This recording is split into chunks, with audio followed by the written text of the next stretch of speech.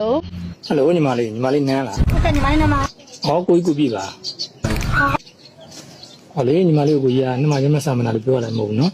ဟောနားနဲ့မနာဟောနဲ့နာပါ ဘာလို့လေးတဲ့ဘက်ကပြော အေးဟုတ်တယ်ကျိုးတိနေလား အဲ့ဒါဖေးမတွေ့မှာ မဟုတ်ဘူးလေဟောချစ်တယ်ကြိုက်တယ်တော့ပြောဦးမယ်လေ မချစ်တယ်ဆိုတော့ပကားသားရည်ပါ အဲ့ဒါဆိုအကူနဲ့ညီမနဲ့ချစ်သူဖြစ်သွားပြီပေါ့နော် လင်းမရဲ့ရှိတော့ ဘလုံးတော့ဟာ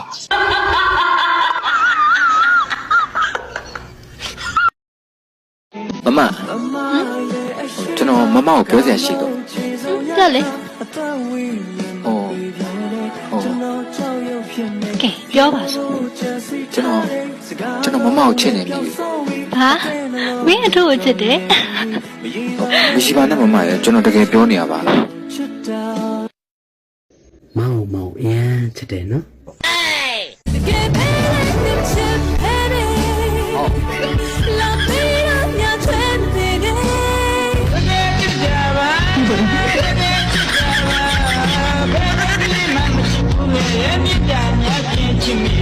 စိတ်မရှိဘဲနဲ့ဒါကနတ်နာဒီစကားပြောရလေဒီစကားကိုရေတောင်းနိုင်ဘဝကကဘာကြီးတနိုင်နေ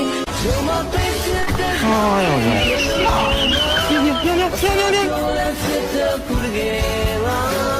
没有也不